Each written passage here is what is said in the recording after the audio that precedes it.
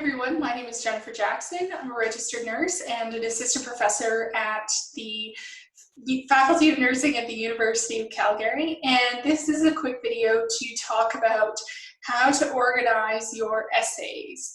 So I have worked pretty extensively with students before I was a professor. I worked at my university library having meetings with students about their writing.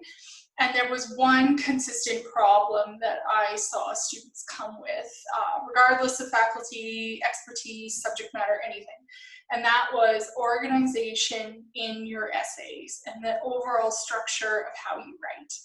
So if you can nail this, this is the kind of thing that will take your mark from a 70 to an 85, or from a C to an A minus. Like, this is the fastest and easiest way to improve the quality of your writing. And that is to make sure that your essays are very well organized. Because that is the biggest mistake, is that people come in and they have lots of really good ideas and they're well referenced and well considered. But if your paper is disorganized, it's going to be hard to read, hard to follow the arguments, and your mark is going to sink. So please be advised that these tips will really help, and they come from lots of experience with students. So one of the key things is to spend a few minutes before you start writing making a plan. And some students I encountered said, well, I don't have time to have a plan. I only got, a day to write this. I need to just write right now. But if you think, if you go into the grocery store without a grocery list and you're like, let's just see what happens, you might get home having spent $300 with a pie and some squash, and you can't make a meal at all, right? So what you need to do is have a plan, and spending 10 minutes, and that's sometimes all it takes is 10 minutes, or spend that time getting your essay organized before you start writing, and it will save you 10 hours of work on essays, especially longer ones. And then it becomes much easier to move around within your paper, manage where content is going, and you can identify when you are getting off track. So we're going to work through some examples of different ways you can organize essays. And a couple of these examples are from nursing, but they apply quite broadly to any discipline.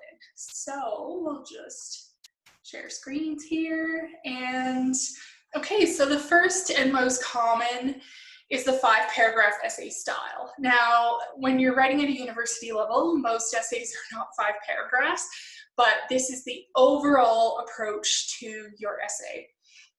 So before we know what the topic is or what the requirements are, you could generally already map out what you're going to do. So you're always going to have an introduction, and you're always going to have a conclusion. Right now, you have planned 2 sections of your essay before you even really get started. So that is a great place to begin. So when we think about the 5-paragraph essay style, it's usually introduction, point 1, point 2, point 3, and then the conclusion. I have added in here the so what paragraph, and that might take the place of point 3, or it might be something that is additional depending on what topic you're covering and what word count you have been allowed. However, the so what paragraph is the most important part. This is something that a lot of students miss, and it's very detrimental to their marks. So in an essay, you present lots of ideas, lots of arguments, lots of kind of smart things that you have read and created and synthesized. And now you have to tell us what it all means. So what does this mean for my discipline? What does this mean for policymakers?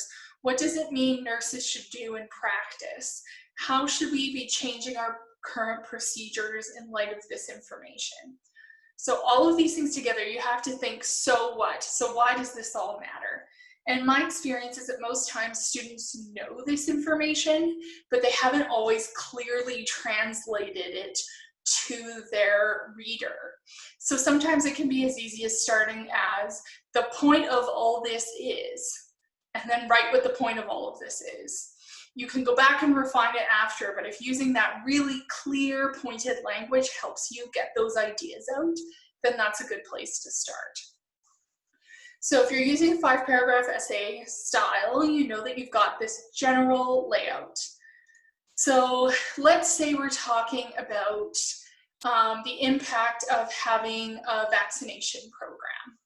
So we put in our introduction that we're going to talk about vaccination broadly and what it does. Then we might say for point 1, impact on oops. Nothing like recording to make me completely useless at the keyboard. So point 1 then might be the impact on individuals. Point 2 might be impact on healthcare system.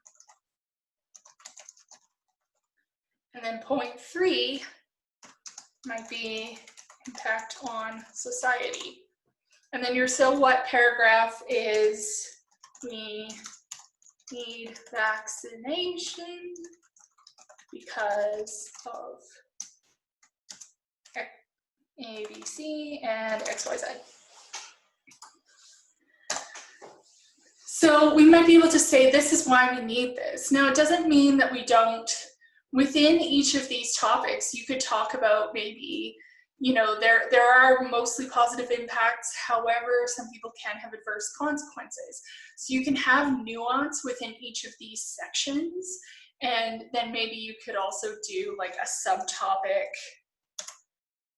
A, benefits, benefits, B, drawbacks, that type of thing. But if you plan it out that you're going to have this A and B,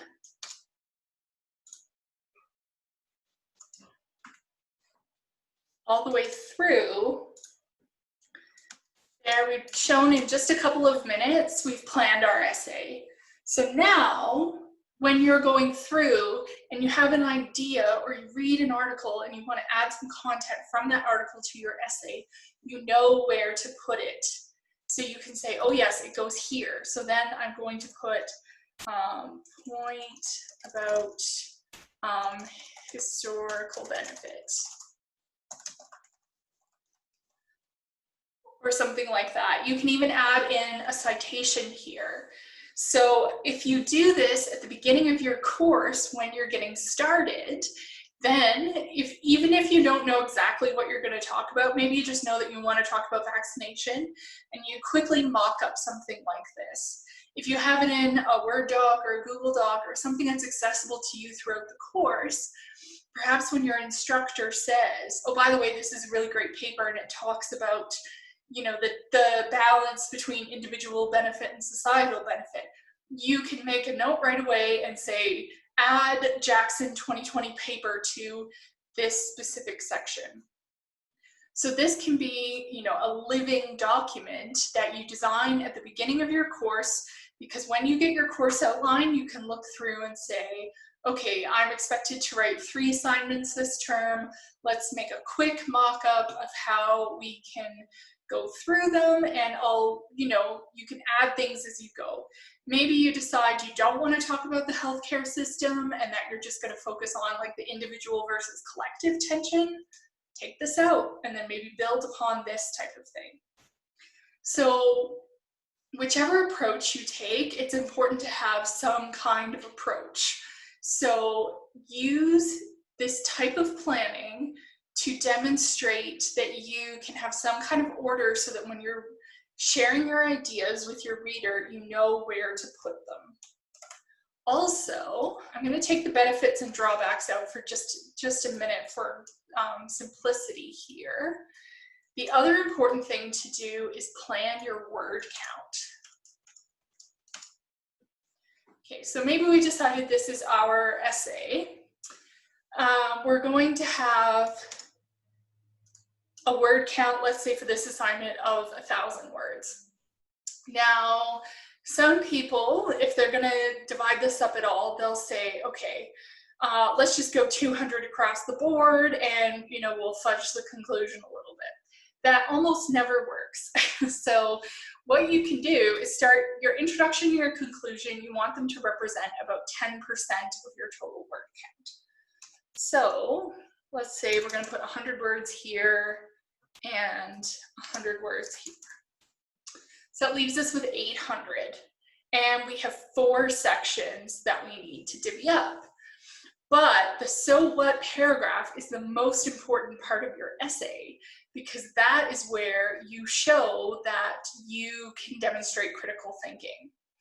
So this is the point where you can demonstrate that judgment and that higher level of consideration and contrasting. So you need more words in the so what paragraph than you do in the others. So your impact on individuals, maybe we'll say we'll go 150, 150, and 150. So then we've got a good balance across these topics in the middle. And then that leaves us with, we've got 450, 550, 650. So then we can put the remaining 350 with the so what paragraph or the so what section, because that's the most important. Now you might find the impact on society actually needs to be 200 and then this comes down to 300, but that's fine. These are not meant to be rigid guidelines. What they are meant to do is ensure that you have appropriate balance across your essay. And this also can help keep you on track. So if your impact on individuals section is 600 words, you know that your assignment is going off the rails and you can stop and say, whoa, maybe what I want to do is write the whole assignment on the impact of individuals, and then within that break it up into different sections. So maybe I want to get rid of all of this and focus on the impact to individuals part.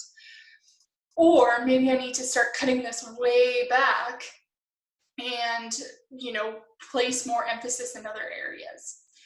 So taking a few minutes at the beginning of your course to set up some kind of model like this and say 10% for conclusion, 10% for introduction, and place the emphasis in the area where you'll demonstrate the most critical thinking.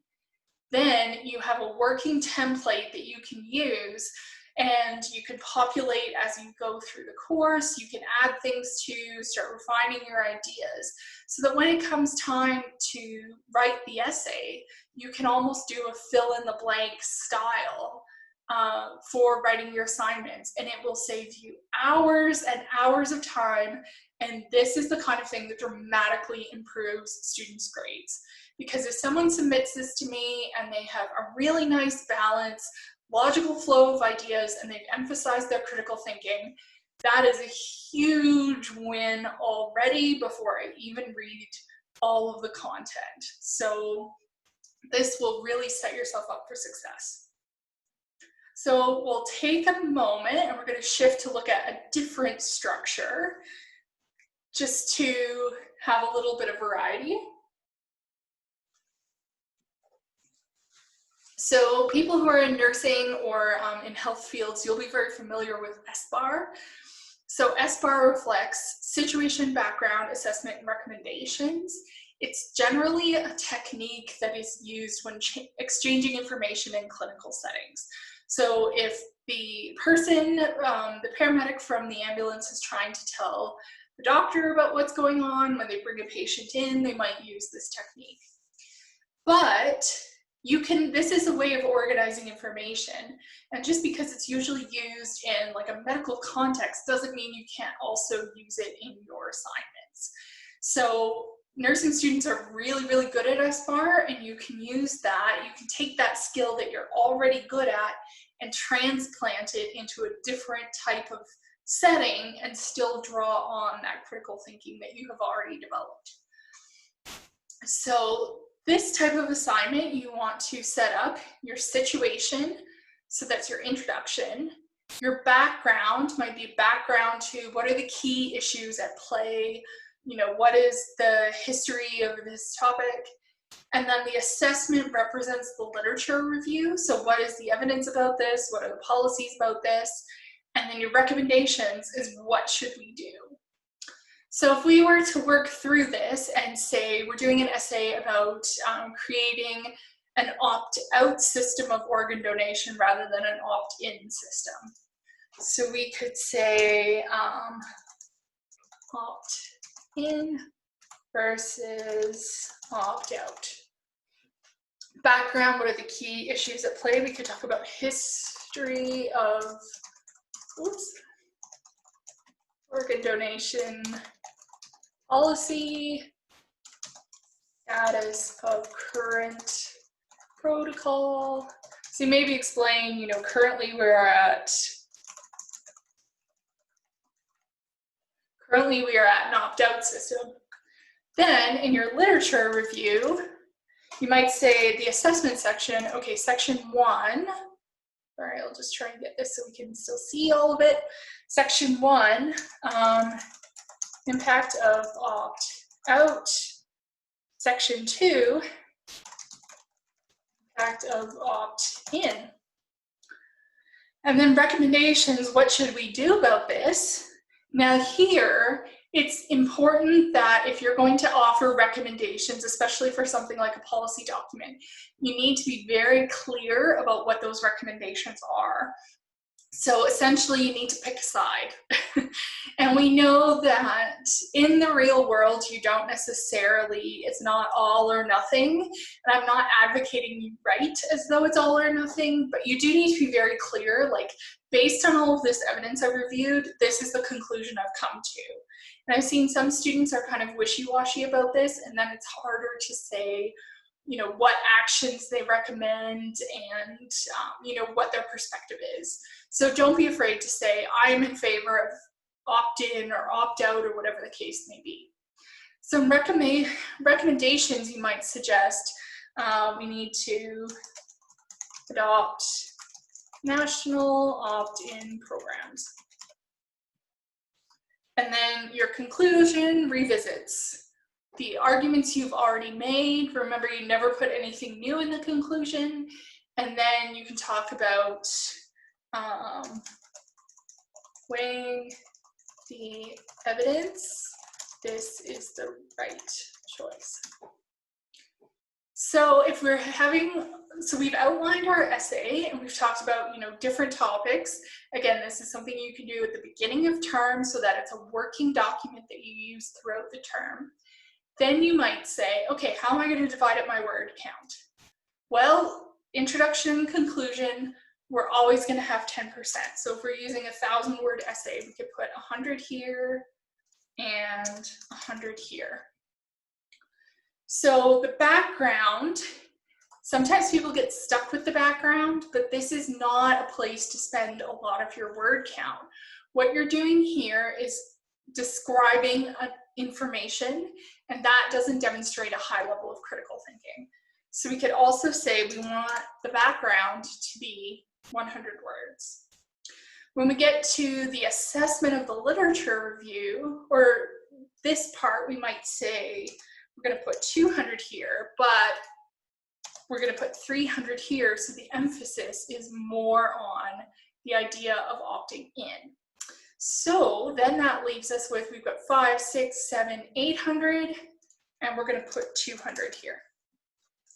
Now we might look and say, wait, the recommendations are the most important. We're going to cut this down and then increase this to 300. And then you look and say, now I have a nicely balanced piece of writing. I've got a consistent logical flow of ideas, and I'm not going to have an 800-word introduction and then, you know, 50 words on the literature review and then something at the end. That never works. So if you set it up this way, then you can look and say, okay, I've written 400 words on this section here. Need to stop, move on, or something's not going quite right. How can I reframe my approach? So SBAR is another technique that you can use to plan essays, and hopefully by using this structure of organization, it can help you to write more clearly and articulate different perspectives on these issues. So the third one we're going to look at is like a clearly contrasting views. And this is quite similar to SBAR, but it's just another technique that you might find helpful depending on the type of assignment you need to write. So here you'll have an introduction, always introduction, conclusion, bang, you've already planned 2 sections, you're already way ahead. You might say side 1, some people say, and then support your topic. So for example, you might say, some people say no supervised consumption services, supported by cost. Other people say yes, supervised consumption services, supported by lives saved. And because this is where my research goes, we are definitely going to pick the side that, yes, supervised consumption. And then go to the conclusion. So when you lay it out like this, if you then read an article about supervised consumption services, you know exactly where to put it depending on the facts that are shared in that article. You might have 1 citation in the introduction from that article, and then you might have, 2 on your side 2 section of the paper. So you know exactly where things need to go, which sets you up for success. So you might say, okay, 10%, we're using 1,000 words, 100 here, 100 here. We've already got 2 sections planned. Now we might say if we do 200 and 200, which gives us a total of 600, so then this section can be 400. So we placed the emphasis, the most word count, on the section that demonstrates the critical thinking. Then we've made sure we've got a good balance of 10% on our introduction and conclusion, and we've got a balance in the middle that's proportionate to the other parts of the essay. So these 3 different techniques have showed how you can plan essays and different ways of organizing the information. So I hope that this has inspired you to have a different approach to your essay writing than perhaps you have previously. And it doesn't really matter what type of outline you use, as long as it feels comfortable for you and you've got a good fit between the way you're trying to present information and what is asked in the course assignment. So when you have a good balance between those things, you're already way ahead. If you can use the word count planning and you can use the outlines, these are some of the biggest, most important steps that can take your grade that much higher, and also make your life generally a lot easier because you won't have to spend as much time stressing during the term. You'll be able to slot in information as it comes through your course, and you can keep these outlines as like a living document that you modify and adapt as you go through the term. So that when it comes time to write an essay, you've already got an outline, you can fire it off in a couple of hours rather than a couple of days. So I hope this has been useful, and if you have any further questions, leave them in the comments and I'll do my best to respond. Thank you very much.